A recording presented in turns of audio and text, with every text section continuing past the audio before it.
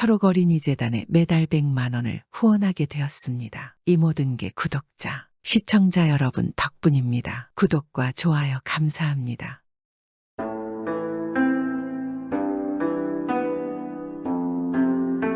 옛날 옛적에 아주 먼 옛날 죽은 홀령들을 저승에 데려가는 저승사자가 있었습니다. 그런데 이 저승사자에게 아주 곤란한 일이 생겼습니다. 하루는 실수로 염라대왕의 관할인 염라국으로 잘못 간 것입니다. 그리고 명부를 착각해서 염라국에 있는 백성 하나를 데리고 왔습니다. 저승사자는 이승에서 옥황상제가 있는 하늘나라로 데리고 가려는데 그때가 돼서야 안 것입니다. 너무 놀란 저승사자는 앞이 캄캄한 것입니다. 이런 지금 내가 무엇을 한 거지?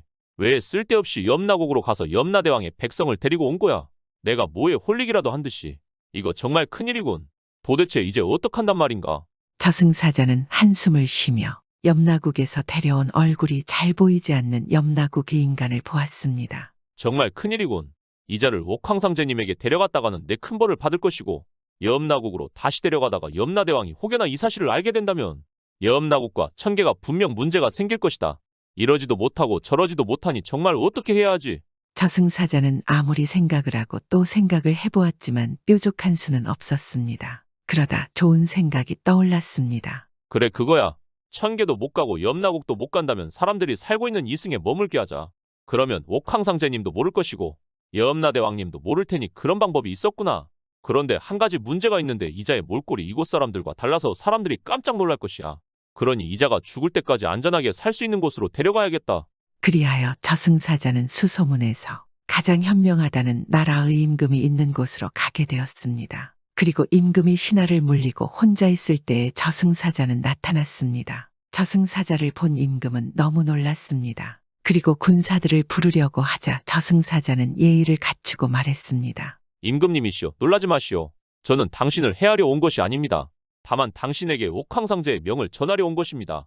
그러자 순간 당황하던 임금은 진정을 하고 저승사자를 보았습니다. 정말 저승사자는 얼굴에 핏빛이 없고 몸에서 나오는 기운은 이승 사람이 아닌 것 같았습니다. 그래서 임금은 저승사자에게 물었습니다. 그런데 천계에 있는 옥황상제께서 이미 천한 이승의 임금에게 무슨 부탁이 있는 것입니까?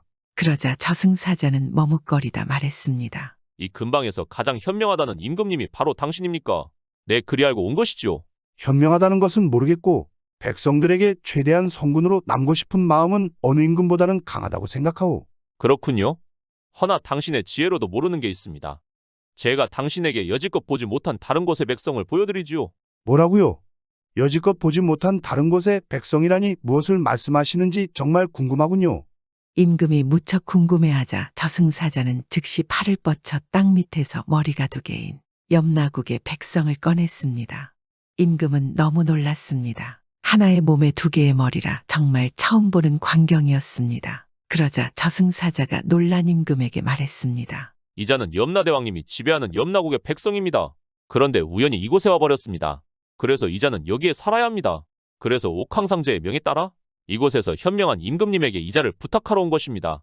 그러자 임금은 뭔가를 생각하다가 저승사자에게 말하는 것입니다. 염라국이라면 이승에서 죄를 짓고 가는 곳이 아닙니까? 그럼 중한 죄인일 터인데 이곳에 있는다면 이곳 백성들에게 피해를 주지 않겠소?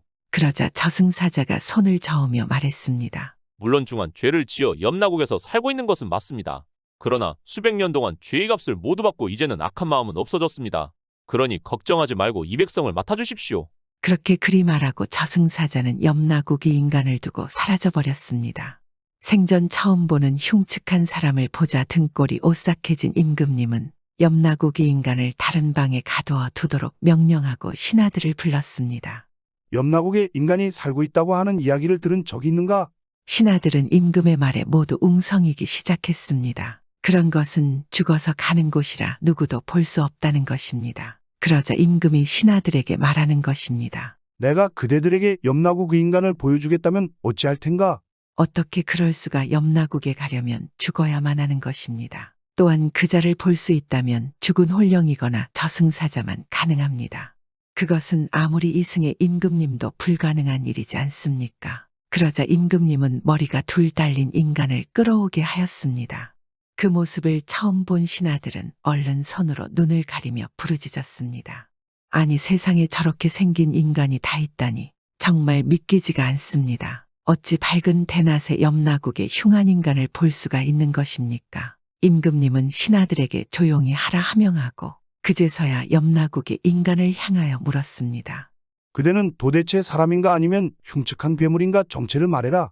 그러자 염라국의 인간이 말했습니다. 저희들도 이곳의 백성들처럼 그저 인간일 뿐입니다. 단지 저희가 염라국에서 사는지라 이승의 사람들이 볼 수 없었을 따름입니다. 저희들도 본디 이곳에 살고 있는 백성들이었습니다. 그렇구만. 그렇다면 그대의 나라에도 해가 있고 달이 있는가?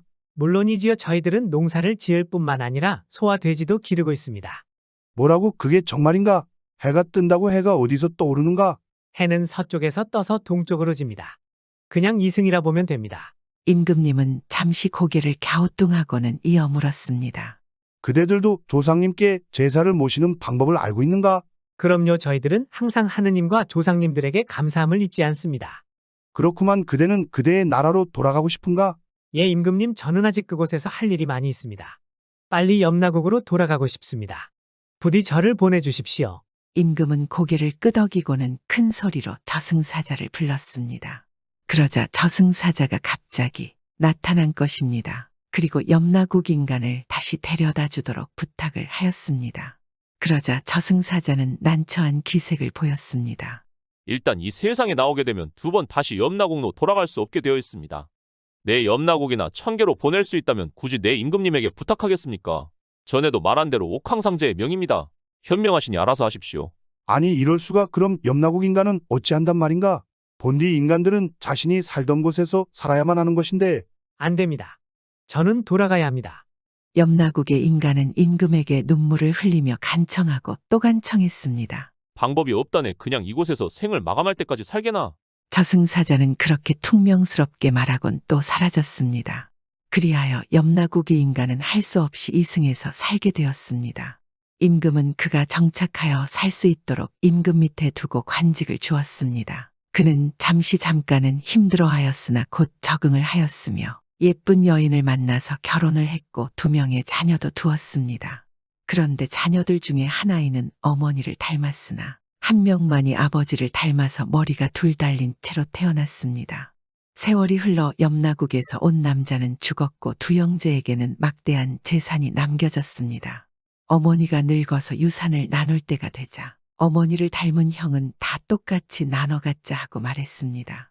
그러나 머리가 둘 달린 아이는 본성이 염라국의 아버지를 닮아서 성심이 탐욕했습니다. 본디 그리 태어난 것입니다. 그래서 욕심을 내며 형에게 따졌습니다. 우리는 모두 3명이야. 나는 2사람이나 마찬가지니까 2사람 몫의 유산을 주어야 해 하고 주장했습니다.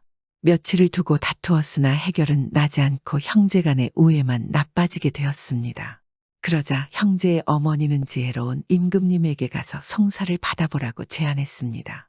송사를 맡게 된 임금님은 처음엔 어찌해야 좋을지 몰라서 다른 신하들에게도 의견을 물었습니다. 하지만 지혜롭기로 유명하고 유능한 신하들도 좋은 방법을 생각해내지는 못했습니다. 임금님은 다음 날에 있는 송사를 앞두고 밤새도록 생각했습니다. 그리고 다음 날 2 형제가 임금 앞에 왔습니다. 머리 둘 달린 사내는 속으로 어떡하든 자신이 2사람의 몫을 받을 것이라 확신했습니다. 그러자 임금이 말하는 것입니다. 동생은 짐 앞으로 나오거라. 임금님은 신하들 앞으로 머리가 둘 달린 사내를 불러들였습니다. 이 동생은 자신이 2사람이나 마찬가지이므로 유산도 2사람의 몫을 받아야 한다고 주장하고 있다. 그래서 나는 이자가 정말 2사람인지 아니면 1사람인지 시험해보겠다. 그리고 펄펄 끓는 물과 헝겊을 가져오도록 명령하였습니다. 2 가지가 다 준비되자 임금님은 뜨거운 물에 헝겊을 넣어 적셨습니다. 그리고 나서 펄펄 끓는 헝겊을 머리 둘 가진 동생의 한쪽 얼굴에다 갖다 대었습니다. 그러자 2 개의 머리는 동시에 울부짖었습니다. 으악, 전하 잘못했습니다. 뜨거워 못 참겠습니다. 아이고, 우린 하나입니다. 둘이 아니라고요. 맞습니다. 우린 하나예요. 제발 이 뜨거운 헝겊을 치워주십시오. 그 광경을 보고 있던 신하들은 모두 머리 둘 달린 남자를 향해 거짓말쟁이라고 비난하며 소리치기 시작했습니다. 임금님은 욕심을 부린 이 머리 둘까진 자를 꾸짖은 뒤 재산을 똑같이 나누어 형제들에게 사이좋게 분배해 주었습니다. 그리고 혼쭐이 난 머리둘 달린 동생은 더 이상 탐욕한 마음을 가지지 않았습니다. 그 후에 머리둘 달린 동생은 혼인을 하였지만 자식을 갖지 못했습니다. 그래서 그가 저 세상으로 간 후에는 이승에서는 머리가 두 개인 사람은 잘 보이지 않았습니다.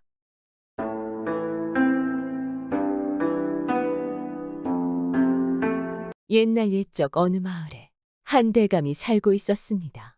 이 대감은 내직으로 있다가 벼슬을 그만두고 낙향하게 되었습니다. 하지만 나이는 50살이 넘어도 어려서부터 글 공부만 하다 보니 농사일은 아무것도 몰랐습니다. 또한 심성이 착하고 돈 모으는 데는 관심이 없다 보니 지금까지 모아둔 재산은 거의 없었습니다.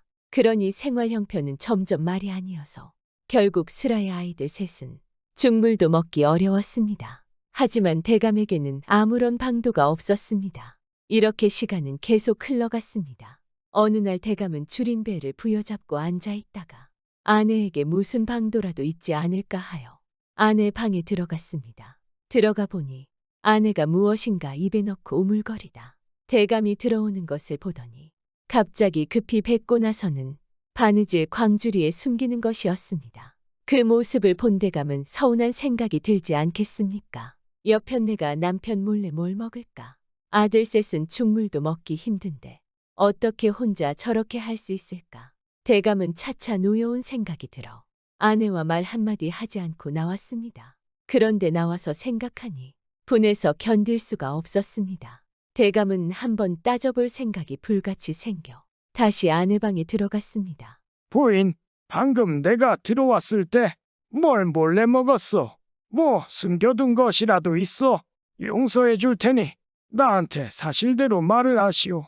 그러자 아내는 어이가 없어 인상을 찌푸리며 바느질 광주리에서 커다란 구슬을 꺼내 보였습니다. 설마 절 의심하신 것입니까? 너무 배가 고파서 침이라도 넘기려고 구슬을 입에 물었다가 당신이 들어오기에 뱉어서 광주리 속에 숨겼지 않겠습니까? 당신 몰래 제가 먹으면 뭘 먹겠어요? 당신도 참 어떻게 저를 의심할 수가 있으세요? 대감은 무안해서 자기 방으로 돌아왔습니다. 이 정도로 가장구실을 못하고 있으니 얼마나 스스로가 비참하고 창피했겠습니까? 이렇게 대감은 사실을 알고 보니 묻지 않기보다 못하였습니다. 대감은 아무리 생각해도 무슨 방도가 나지 않았습니다. 아침이 되어 죽물이라도 먹자고 아내 방에 가니 아내가 장안에서 금비녀를 꺼내놓고는 말하였습니다. 제가 지금까지 아껴놓았던 것인데 어쩔 수가 없네요. 오늘 이 금비녀를 팔아가지고 쌀을 사오도록 하세요. 이러고 있다간 애들을 다 굶겨 죽이겠어요. 애들은 살려야 되지 않겠어요. 그 말을 들은 대감은 기뻐서 아침 식사가 끝나자 금비녀를 가지고 장에 갔습니다. 장에 가서 금비녀를 내놓으니 그것을 살라는 사람이 많았습니다. 대감은 금비녀를 열량을 받고 팔아가지고 쌀을 사려고 쌀 파는 데로 갔습니다. 그런데 한 곳에 사람이 가득 모여 있는데 웬일인가 가보니 점쟁이가 앉아서 점을 치고 있었습니다. 대감은 점쟁이를 보자 에라, 내 팔자가 왜 이런가 한번 알아나보자 하고는 점쟁이를 보고 점을 한번 치는데 복채가 얼만가 물었습니다. 점쟁이는 점 한번 치는데 열량이라고 하였습니다. 속으로 생각해보니 점을 치고 나면 쌀 한 알도 살 수 없었습니다. 하지만 장부일원이 중천금이라고 이미 복채가 얼마냐고 물었으니 그만둘 수가 없어 돈 열량을 내놓으면서 점을 쳐달라고 하였습니다. 점쟁이는 한참이나 손을 줬다 폈다 하더니 대감을 보고 당신 아들이 셋이 아니요 하고 묻고는 당신한테 아들이 하나가 더 생기겠소 하며 더는 다른 말이 없었습니다. 대감은 점을 치고 나니 싱겁기 짝이 없고 한심하기 짝이 없었습니다. 지금 있는 자식들도 먹여 살릴 방도가 없는데 이제 자식 하나를 더 보겠다니 이보다 더 기가 찬 일이 없었습니다. 그래서 그는 집으로 돌아가지 않기로 마음먹었습니다. 집에 돌아갔다가 자식 하나라도 더 생기면 큰일이었습니다. 대감은 한숨을 내쉬고는 그 길로 정처 없이 떠났습니다. 아무 생각 없이 몇 날 며칠을 걸었는지 모르나 어느 날 동네방네를 돌아다니다 큰 기와집 앞에 이르렀습니다. 조정에서 나오기는 해도 대감이라 당당히 그는 주인을 찾아 들어갔습니다. 주인은 아주 반갑게 그를 맞아주며 사랑방으로 모셨습니다. 사랑방에 들어서니 손님이 여러 사람 있었습니다. 한참 있으니 진수성찬으로 차린 저녁상이 들어왔습니다. 대감은 배고픈 나머지 체면도 생각할 겨를 없이 허겁지겁 먹었습니다. 그런데 저녁상을 물리자 주인은 대감을 보고 새로 오신 손님 옛 말이나 들려주시오 하며 말을 건넸습니다. 영문을 알고 보니 이 주인은 지나가는 손님들을 데려다 대접하고는 옛 말을 듣는 사람이었습니다. 그러나 대감은 옛 말이라고는 해보지도 못한 사람이었습니다. 그는 잠시 생각에 잠기더니 조심히 말을 꺼냈습니다. 주인님, 대접은 후히 받았지만 나는 옛말이라고는 해보지도 못하고 아는 것도 없습니다. 정말 죄송하게 되었소이다. 하지만 밥값이라도 해야 되니 혹시 다른 일은 없으십니까? 겸손한 말씀이요. 그냥 아무 이야기나 한번 해보시오. 설마 이야기 하나 없지 않겠습니까? 주인이 이렇게 말하자 사랑방에 앉은 손님들은 자기들은 이미 미천을 다 털어놓았으니 사양 말고 어서 한마디 하라고 계속 권하였습니다. 대감은 피할 길이 없게 되어 주인을 보고 물었습니다. 주인님, 제가 살아온 일도 옛말이 될까요? 아마도 재미는 없을 것입니다. 되고 말고요. 어서 말하시오. 내 그 내력이나 들어봅시다. 대감은 지나온 왕사를 쭉 내리엮었습니다.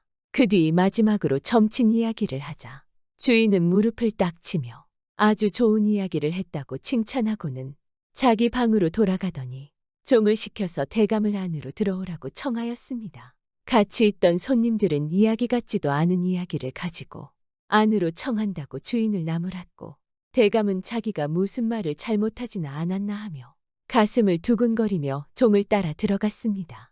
하지만 주인에게는 딴 생각이 있었습니다. 이 집은 나라의 1등은 아니어도 고을에서는 꼽는 부자였습니다.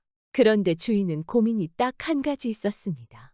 바로 자식이 하나도 없었던 것이었습니다. 주인은 대감이 아들 하나를 더 두게 된다는 말을 듣자 그를 청하여 아들을 보자고 마음먹었습니다. 주인은 대감을 청하여 잘 대접하고는 매일같이 아무 일도 시키지 않았습니다. 그 후 주인은 사랑방에 온 손님들을 다 돌려보내고 대감을 독방에 모셔놓고는 아내를 불러 이야기하였습니다. 부인, 새로운 손님 보았습니까? 그 손님 점친 이야기를 들어보니 아들 하나를 더 둘 팔자라는데 당신이 그와 동침하면 우리가 아들을 볼 게 아니요. 좋은 생각 아니요. 당신 생각은 어떠하오? 당신, 그것을 말이라고 하세요. 양반과 부자는 대인이라는데 그게 무슨 무례한 말씀이신가요? 나는 그런 일은 절대 못하겠습니다. 제가 지금까지 당신 말씀을 거역한 적이 없지만 이번만은 안 되겠습니다. 그럼 우리 집 대가 끊어지는데 이대로 가만 보고만 있으란 말이요. 내 말을 듣기 싫으면 당장 내 집에서 어서 썩 나가시오. 더 이상 변명은 듣고 싶지 않습니다. 어서. 아내가 벌쏘듯하며 대드니 남편은 아내를 위협까지 했습니다. 아내는 더는 다른 방도가 없어 남편이 시키는 대로 하겠다고 승낙하고 말았습니다. 주인집 아내는 밤중에 도둑고양이 모습으로 대감이 홀로 누워 자는 방에 뛰어들었습니다. 주인집 아내가 들어오는 것을 보자 대감은 벌떡 일어나 앉아서 그녀를 내쫓았습니다. 결국 주인집 아내는 말 한마디 못하고 쫓겨났습니다. 이튿날 저녁 주인집 아내는 화장을 곱게 하고 옷단장도 잘하며 술상을 가지고 또다시 대감이 있는 방으로 들어갔습니다. 손님께서 오시니 우리 영감께서 술을 권하라 하기에 술상을 가지고 왔으니 제가 부은 술 한 잔 드셔보세요. 아주 귀한 술이옵니다. 주인집 아내가 술을 부어주며 권하였습니다. 대감은 거절할 수 없어 주는 술이니 받아서 마셨습니다. 주인집 아내는 이제야 일이 성사되는 줄 알고는 조심히 말을 꺼냈습니다. 손님, 고맙소이다. 손님께서는 집도 떠나신 지 오래되셨다는데 오늘 저녁 저와 동침함이 어떠하옵니까? 그게 무슨 말이요? 남녀유별이라 하였는데 여자가 손님방에 뛰어들어 그게 무슨 소리요? 당장 나가시오. 그렇지 않으면 내 용서치 않을 테요. 어서 당장 나가시오. 주인 집 아내는 결국 아무것도 하지 못하고 또 다시 대감에게 쫓겨나게 되고 말았습니다. 아무것도 모르는 남편은 아내가 오자 궁금해서 바로 물었습니다. 부인, 어떻게 됐소? 계획대로 잘하고 오셨소. 빨리 이야기해 보시오. 여보세요. 말도 마세요. 이분은 결백하기가 백지장과 싸웁니다.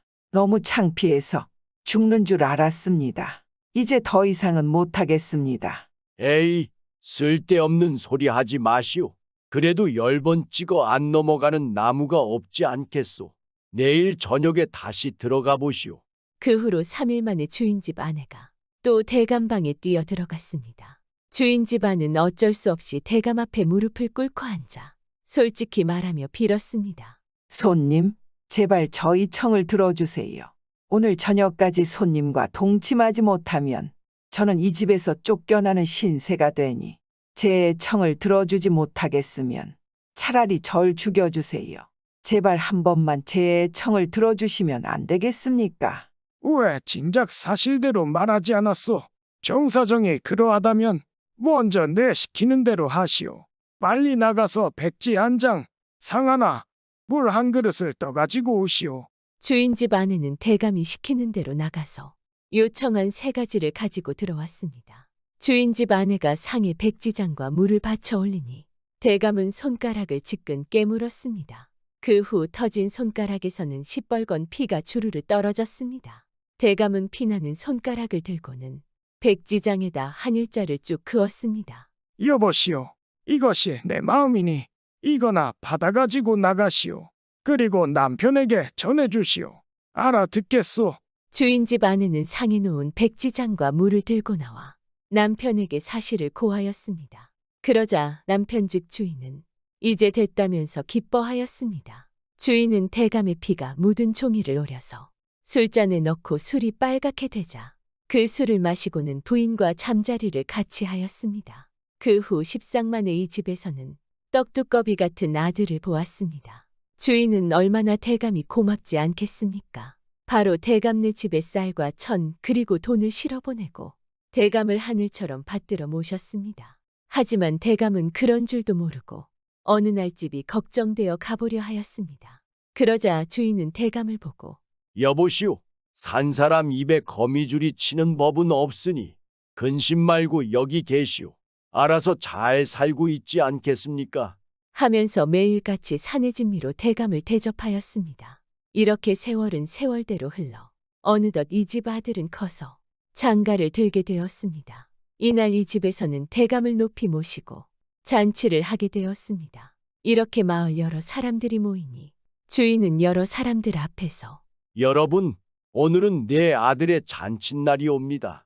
내가 이 자식을 어떻게 보았는지 여러분 그 내력을 한번 들어보시오. 내 아들은 이 손님 덕에 보았습니다. 하고는 대감을 가키며 자초지종을 다 이야기하였습니다. 그러니 좌중에 앉았던 사람들이 대감의 결백함과 지성을 극히 칭찬하였습니다. 그제야 주인은 대감을 집으로 보냈습니다. 그런데 대감이 떠나갈 때 주인은 돈 한 푼 주지 않았습니다. 대감은 속으로 얼마나 괘씸하였겠습니까? 하지만 겉으로는 아무런 말도 하지 않았습니다. 대감이 집이라고 찾아오니 마을이 다 변하였습니다. 전에 없던 고래등 같은 기와집이 서고 큰 나무들로 가득하였습니다. 마을에 들어서서 아들들의 이름을 부르며 찾으니 마을 사람들은 그가 누군지도 모르고 그 사람의 이름을 함부로 불러서는 안 된다며 기와집을 가리켰습니다. 첫 기와집에 들어가 이 집이 첫째 아들 집이겠다고 생각하고 종을 불러서 아무개네 집 아니냐고 물었습니다. 그러자 종이 지나가던 거지 같은 사람이 함부로 주인 양반의 이름을 부른다면서 호통을 치기 시작하였습니다. 이때 집안에 앉아있던 첫째 아들이 밖을 내다보더니 대감을 때려서 내쫓으라고 하였습니다. 오랜만에 아버지의 얼굴을 보니 기억나지 않을 수 있지 않겠습니까? 이렇게 대감은 함구무언하고 매만 맞고 쫓겨났습니다. 두 번째 집에 찾아가니 둘째 아들네 집인데 여기서도 마찬가지로 쫓겨나고 셋째 아들네 집에 찾아가도 마찬가지였습니다. 바로 이때 대감 아내가 집안에 앉았다가 남편 말소리를 알아듣고는 문틈으로 밖을 내다보니 과연 자기 영감이라 아들을 보고 어서 그 영감을 방에 모시라고 명하였습니다. 대감을 방에 모시자 부인은 종한테 대감에게 음식을 대접하라 하고는 그 뒤에 자기 방에 모셔오라고 명하였습니다. 대감이 아내 방에 들어서니 아내가 대감 손을 덥석 잡고 울며 말했습니다. 정말 보고 싶었습니다. 돈을 벌어서 집에 보내느라 이제야 집에 오시는구려. 고생이 얼마나 많으셨어요. 아이들은 지 아비도 알아보지 못하고. 사실은 그런 게 아니요. 내 이야기를 한번 들어보시오. 하고는 자초지종을 다 말하였습니다. 아내는 전후 사연을 듣고 나더니 아들 며느리들을 불러놓고 인사를 시킨 다음 그들에게 전후사를 이야기하였습니다. 그러니 세 아들이 무릎을 꿇고 앉아서 빌었습니다. 아버지께 용서받지 못할 죄를 지었습니다. 제가 어찌 아버지를 잊을 수 있었겠습니까? 다시는 이런 일이 절대 없을 것입니다. 제발 한 번만 용서해 주시면 안 되겠습니까? 죽물도 먹지 못하던 녀석들이 기와집을 쓰고 종을 부리며 사니 제 아비도 몰라보는구나. 한번 용서는 한다만 다시는 이런 일이 없도록 하여라. 이제 이런 일이 다시 있으면 내 너희들에게 천벌을 내리도록 하겠다. 알아듣겠느냐? 그 후 아들들과 며느리들은 대감을 하늘처럼 받들어 모셨고 대감네와 대감의 지성으로 아들을 본 주인집은 서로 오가며 형제처럼 지내면서 잘 살았습니다. 결국 대감의 지성으로 인하여 두 집안은 행복할 수 있지 않았겠습니까?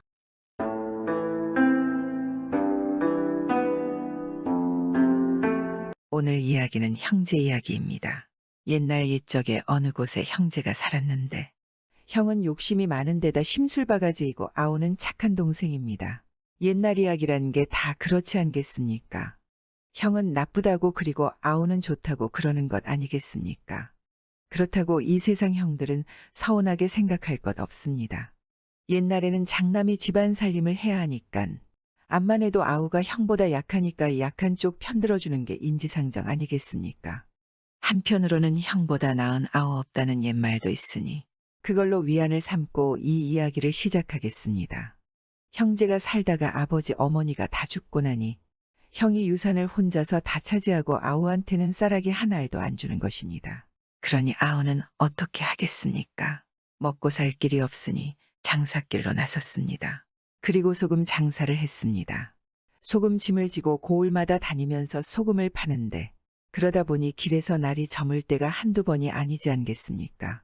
길 가다가 날이 저물면 아무 데서나 한 대짬을 자고 그렇게 돌아다녔단 말입니다. 하루는 산속에서 날이 저물어 어떤 무덤가에서 잠을 잤는데 한잠 잘 자고 새벽녘이나 되어 일어나 보니 어디서 박박박박 하고 이상한 소리가 나는 것입니다. 가만히 들어보니 바가지 긁는 소리 같은데 그게 한참 소리가 나다가 그치고 또 조금 뒤에 소리가 나고 이러거든 말입니다. 뭐가 일어나 하고 가만가만 소리 나는 쪽으로 가서 숲을 헤치고 보니까 잔솔밭 속에서 여우가 그러고 있는 것입니다. 뭘 가지고 그러는고 하니 사람의 해골 바가지를 발톱으로 긁는데 박박박박 하고 파가지고는 제 머리에다 써보고 잘 안 맞으니까 또 박박박박 하고 파내고 이런단 말입니다.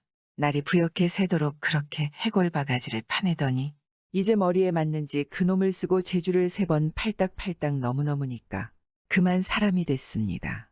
머리가 하얀 할머니가 되어가지고 슬슬 걸어가는 것입니다. 아여우가 해골 바가지를 뒤집어 쓰고 사람으로 둔갑을 해놨으니 저게 어디 가서 무슨 못된 짓을 할지 누가 알겠습니까? 여우가 착한 일을 하지는 않지 않겠습니까? 아우는 소금찜을 지고 가만가만 그 뒤를 따라갔습니다. 따라가 보니 고개를 하나 넘어 그 아래 마을로 썩 들어서는 것입니다. 아우도 마을로 함께 들어섰습니다. 마을에 들어서니 큰 마당에 차이를 치고 혼인잔치를 하는 부잣집이 있는데 여우가 그리로 썩 들어가는 것입니다. 아우도 서둘러 따라 들어갔습니다. 여우가 잔치집에 들어가니 그 집 식구들이 달려나오더니 아이고 외할머니 오신다. 어머니 이제 오세요. 장모님 오십니까? 며칠 전에 오시랬더니 왜 이리 늦으셨어요? 하고 반갑게 맞아드리고 동네 사람들도 외가지 큰마님이 손주 혼인 보러 오셨네. 하고 반갑게 인사를 하고 그런단 말입니다. 그러니까 여우는 태연하게 대답하는 것입니다. 응, 내가 오다가 다리병이 나서 쉬었다가 오느라고 늦었다. 이러거든 말입니다. 아, 저것이 이 집 신랑 외할머니를 잡아먹고 해골바가지를 뒤집어 써서 둔갑을 했구나. 진짜 외할머니는 며칠 전에 고개를 넘다가 여우한테 잡아먹히고 여우는 할머니 해골바가지를 말려서 파내느라고 늦은 것이 틀림없구나 하고 생각했습니다. 아우가 이렇게 생각하고 가만히 지켜봤습니다. 그랬더니 여우는 신랑 신부가 있는 곳으로 가서 귀엽다고 쓰다듬어주는 척하는데 뭘 어떻게 했는지 몰라도 그러고 나니 신랑 신부가 눈빛이 희미해지면서 정신을 못 차리는 것입니다. 그놈의 여우가 넋을 빼놓은 게 틀림없지 않겠습니까? 그렇게 넋을 빼놓고 틈을 타서 잡아먹으려고 하는 것입니다. 여우라고 하는 게 본래 사람 넋부터 빼놓고 간을 빼먹는 것입니다. 아우가 궁리를 하면서 손님들 틈에 끼어 앉아 있으니 주인 집에서 음식을 한 상 잘 차려서 갖다 주는 것입니다. 인심이 좋은 집이었던지 뜨내기 손님한테도 대접을 푸지게 잘해주더란 말입니다. 그걸 다 먹고서는 이렇게 뜨내기에게도 잘 대접해주는 집인데 혹시라도 큰일이라도 생기면 안 되겠다 싶어 꾀를 냈습니다. 아우는 이 집 주인 앞에 성큼 다가가서 말했습니다. 이 오죽자는 소금 장수한테 후한 대접을 해주시니 그 보답으로 제주를 하나 보여드리겠소이다. 이런 제주는 아무도 구경 못 해봤을 겁니다. 오늘 같은 홀렌날에 딱 맞는 제주입니다. 그러자 주인이 묻지 않겠습니까? 도대체 경사스러운 홀렛날 무슨 제주를 부릴까? 혹시 불미스러운 제주를 부리는 것 아닐까? 그래, 무슨 재주를 부리려고 하는 겐가? 안 해도 되는데 그냥 음식이나 먹고 가는 게 어떤가? 그러자 머슴이 자신있게 말했습니다. 걱정하지 마십시오. 아주 재미있는 제주입니다. 그리고 이 집 홀레에 딱 맞는 제주인이 봐주십시오. 했습니다. 그러니 사람들이 우르르 몰려들 게 아니겠습니까? 그래 마당에 멍석을 깔아놓으라 하고는 멍석 위에 지게 작대기를 가지고 들어가서 그 젊은이들은 뒤로 물러나요. 이런 구경은 연세 많은 분부터 해야죠. 여기서 제일 연세 많은 분이 누구요? 했습니다. 그러니 모두들 여우가 둔갑한 할머니를 가리킨단 말입니다. 그럼 할머니가 이 멍석 끝에 앉으시고 다른 사람들은 모두 멀찌감치 물러나시오. 그러니 여우가 멍석 끝에 앉고 다른 사람들은 다들 물러났습니다. 아우는 지게 작대기를 빙빙 돌리면서 제주를 부리는 척하다가 갑자기 여우를 냅다 후려갈겼습니다. 두어 번 후려갈기니까 깨갱하면서 쭉 뻗는데 빨간 불여우가 돼가지고 죽었습니다. 여우가 죽으니까 넋이 나가 있던 신랑 신부도 정신을 차리는 것입니다. 주인 집 식구들은 처음에 아우가 지게 작대기로 여우를 후려갈기니까 저희 할머니를 때린다고 펄펄 뛰다가 그게 저희 할머니가 아니라 여우인 걸 알고는 참 놀라워하지 않겠습니까? 신랑 신부 목숨을 살려준 은인이라고 대접을 극진히 하고 논 몇 썸지기를 뚝 떼어주면서 소금 장사 그만두고 농사 지으며 잘 살라고 하는 것입니다. 그래서 아우는 아주 팔자가 폈습니다. 그런데 형이 보니까 소금 장사하던 아우가 갑자기 논을 몇 썸지기나 가지고 잘 사는 것입니다. 욕심이 많은 데다 심술까지 많은 위인이라 그만 셈이 버쩍 나서 아우를 찾아갔습니다. 그래서 다짜고짜 물었습니다. 이놈 너 어디서 도둑질에다가 그리 사느냐? 너 같은 무일푼에 소금이나 파는 놈이 어떻게 놈 몇마지기가 말이 되느냐? 기필고 넌 도둑질을 한 게야. 아이고 형님, 그게 아니라 우연히 불여우를 잡아서 이렇게 됐습니다. 아우가 자초지종을 다 말해주니까 형이 저도 불여우 잡아서 부자 되어보겠노라고 소금짐을 지고 나섰습니다. 여기저기 돌아다니다가 어디 고개를 하나 넘는데 마침 머리가 허연 할머니가 지나가거든 말입니다. 옳지. 저게 틀림없는 불효우렸다. 저 놈을 때려 죽여서 나도 논이나 받아야겠다. 형이 무턱대고 할머니 뒤를 밟았습니다. 그 할머니도 고개를 하나 넘더니 혼인 잔치하는 집으로 들어가는 것입니다. 형이 따라 들어가서 음식 한 상 잘 얻어먹고 멍석을 깔라 하고는 할머니를 멍석 끝에 앉혔습니다. 그래놓고 동생이 한 것처럼 무지막지하게 지게 작대기로 후렵했습니다. 그런데 그 사람은 여우가 아니고 진짜 그 집 외할머니인 것입니다. 그러니 어떻게 되겠습니까? 멀쩡한 남이 귀한 할머니를 두들겨 패놨으니 무사할 리 없지 않겠습니까? 형은 그 집 식구들에게 몰매를 맞고 아주 반병신이 됐습니다. 그 후 아우는 반병신이 된 형을 저희 집에 데려다가 잘 보살펴주면서 살았습니다. 형은 동생에게 잘못한 것을 뉘우치고 평생 자신의 욕심 때문에 이렇게 된 걸 후회했습니다. 요즘도 형제들끼리 싸우는 일이 종종 있습니다. 그리고 남보다 못하게 지내는 경우가 있지 않겠습니까? 혹시라도 주변에 그런 경우가 있다면 내 욕심 때문에 그렇게 된 것이 아닌가 한번 생각해 봐야 하지 않을까요? 구독은 공짜입니다.